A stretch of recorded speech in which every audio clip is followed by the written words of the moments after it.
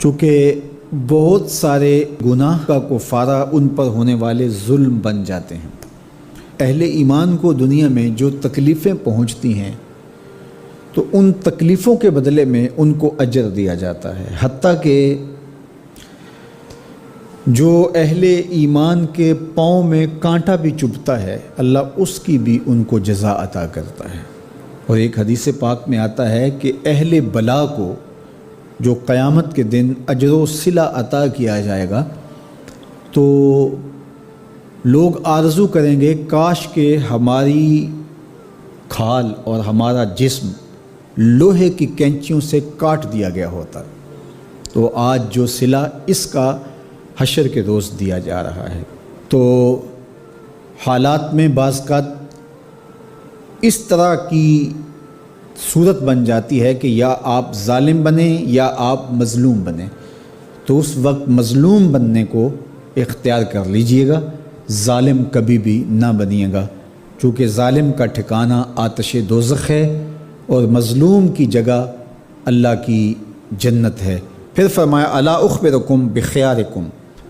میں تمہیں خبر نہ دوں جو تم میں سب سے زیادہ بہتر ہیں۔ تو پھر جھولیاں پھیل گئیں، تو فرمایا تم میں سے سب سے اچھے وہ ہیں کہ جو اچھے اخلاق کے حامل ہیں، جن کا خلق اچھا ہے، جن کے رویے خوبصورت ہیں۔ اور پھر آقا کریم علیہ السلام نے فرمایا الا انبئکم بشرارکم، میں تم میں سے جو شریر ترین لوگ ہیں ان کی خبر دوں، السرسارون المتشدقون المتفہقون، یہ وہ لوگ ہیں کہ جب مجلس ہو رہی ہو تو سب لوگوں کو برابر بولنے کا حق ہوتا ہے، اور کچھ لوگ تکبر کی وجہ سے بولتے ہی رہتے ہیں اور وہ سمجھتے ہیں کہ بس مجھے ہی حق ہے بولنے کا، اور وہ کسی کو موقع نہیں دیتے، اور کوئی بولے تو پھر اس کی بات کاٹ کے بولنے لگ جاتے ہیں۔ المتشدقون المتفہقون، یہاں وہ لوگ مراد ہیں کہ جو خام خواہ کا تکلف کرتے ہیں اور زبان کو بل دے دے کے اور منہ بگاڑ بگاڑ کے مشکل لفظ بول کے اصطلاحات بول کے لوگوں پر اپنے علم کا رعب جمانے کے لیے کہ میں بڑا بلیغ ہوں اور بڑا فصیح ہوں، اور اسی طرح کچھ لوگوں کو یہ بڑا ہوتا ہے کہ وہ فرنگی زبانیں جانتے ہیں، تو وہ عام دیہاتی لوگوں کے ساتھ بھی گفتگو کریں تو وہ مشکل سے مشکل الفاظ بولتے ہیں، جبکہ وہ بیچارے تو سادی زبان سمجھنے سے بھی قاصر ہوتے ہیں۔ تو یہ کوئی دانش مندی نہیں ہوتی کہ آپ جو ہے وہ بھاری بھرکم الفاظ بول کر کسی کے اوپر جو ہے وہ رعب جما رہے ہوں، تو یہ بات نہیں ہوتی۔ جب بات کریں آپ تو جس طرح کے لوگ ہوں اس طرح کی بات کی جائے اور اس طرح کی مثالیں ان کو دی جائیں۔ قرآن مجید میں اللہ تعالیٰ نے فرمایا کہ وہ اس بات پہ شرم نہیں اللہ کرتا کہ وہ تمہیں مچھر کی مثال دے،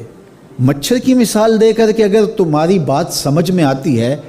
اور مکڑی کے جالے کی مثال دے کہ اگر تمہاری بات سمجھ میں آتی ہے تو اچھی بات ہے۔ دیکھو چھوٹا بچہ ہو دودھ پیتا ہو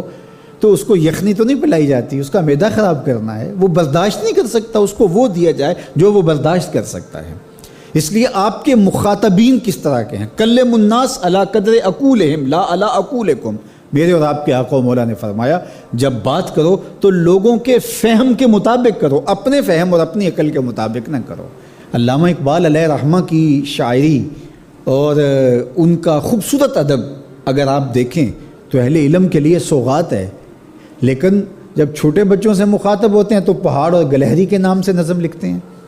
جگنو کے نام سے نظم لکھتے ہیں، اور بکری کے نام سے نظم لکھتے ہیں، تو یہ ان کے مزاج کے مطابق بات ہوتی ہے۔ تو یہ حسن ہوتا ہے، اصل فصاحت ہے ہی یہ ہے کہ کس سے کس طرح بات کرنی ہے۔ تو میرے اور آپ کے آقا و مولا نے فرمایا کہ یہ شریر لوگ ہوتے ہیں۔ تو اللہ تعالی ہم سب کو اس کی توفیق عطا فرمائے کہ ہم نہ تو اہل دوزخ سے ہوں اور نہ شریروں میں ہمارا شمار ہو۔ اللہ کے محبوب علیہ الصلوۃ والسلام نے فرمایا کہ الا اخبرکم باہل الجنہ، میں تمہیں اہل جنت کے بارے میں خبر نہ دوں؟ تو پھر ارشاد فرمایا الضعفاء المظلومون، جو مسلمان کمزور ہیں، ظلم و ستم سہتے ہیں، تو آقا کریم نے فرمایا کہ وہ اہل جنت۔ صالح نیتوں کے ساتھ آپ رزق کمانے کے ذرائع بھی صالح رکھیں۔ اگر کسی شخص کی نیت یہ ہے کہ میں یتاما، مساکین اور غربا کی کفالت کرنی ہے، اور اس نیت سے وہ ڈاکہ کرتا ہے، اس نیت سے وہ دھوکہ کرتا ہے، اس نیت سے فراڈ کرتا ہے، اس نیت سے وہ چوری کرتا ہے، غبن کرتا ہے یا کوئی اور معاملہ کرتا ہے، تو اس کی نیت اچھی ہے لیکن عمل اچھا نہیں ہے۔ تو اگرچہ اعمال کا دار و مدار نیتوں پہ ہے، لیکن ہمیں نیت کو خوبصورت رکھنے کے لیے تلقین کی گئی ہے، اور اس خوبصورت نیت کی تکمیل کے لیے عمل کو بھی خوبصورت رکھنے کی تلقین کی گئی ہے۔ دیکھیے، رزق حلال ہے لیکن کماتا ہے کہ میں عیش و عشرت کروں، تو نیت خراب ہو گئی، عمل اچھا تھا پھر بھی بربادی۔ نیت اچھی ہے کہ رزق سے میں دکھیوں کے کام آؤں، لیکن اس کے لیے ڈاکہ زنی کر رہا ہے، تو نیت اچھی ہے، عمل خراب ہو گیا۔ نہ عمل خراب ہو نہ نیت خراب ہو، عمل بھی خوبصورت، نیت بھی خوبصورت، پھر سونے پر سہاگا ہوگا اور اس کا اجر اور اس کا ثواب بھی ملے گا۔ تو ہمیں اس لیے کاروبار کرنے اور کاروبار کو صاف ستھرا رکھنے کی تلقین کی گئی۔ اب اگر ایک شخص کاروبار کرتا ہے اور وہ رزق بھی پاک رکھتا ہے اور اس کا طریقہ کار بھی شرعی اصولوں کے مطابق ہے، آپ سنیے رسول کریم کیا فرماتے ہیں: التاجر الصدوق الامین مع النبیین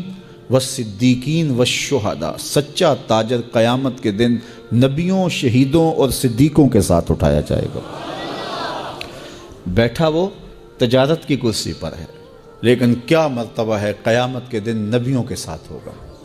کتنا بڑا اجر اس کو دیا گیا ہے۔ تو مقصد نیت بھی خوبصورت ہے، عمل بھی خوبصورت۔ دیکھیے، بعض کا عمل خوبصورت نہ ہو تو نیت کی خوبصورتی فائدہ نہیں دیتی، اور نیت خوبصورت نہ ہو تو عمل کتنا بھی خوبصورت ہو۔ اگر کوئی شخص یہاں بیٹھ کے ممبر کے اوپر محراب میں بیٹھ کے کاروبار کی نیت سے یہ کر رہا ہے، تو پھر دیکھیے اس کا عمل کتنا خوبصورت ہے کہ واضح و تلقین کر رہا ہے۔ ممبر و محراب یہ وراثت ہے انبیاء کی، لیکن اس کی نیت اس سے حصول زر ہے، لوگوں کے دل اپنی جانب موڑنے کے قصد سے یہ سب کچھ کر رہا ہے، تو پھر نیت کی خرابی کے باعث اس کا یہ عمل بھی برباد ہو گیا۔ تو نیت بھی اچھی ہو، عمل بھی اچھا ہو، تو پھر کاروبار کریں، پھر جتنا بھی آپ کو دے اللہ سے مانگیں، اللہ اچھی نیت اچھے عمل کے ساتھ دولت عطا کر، اور دولت قارون نہیں، دولت عثمان عطا کر۔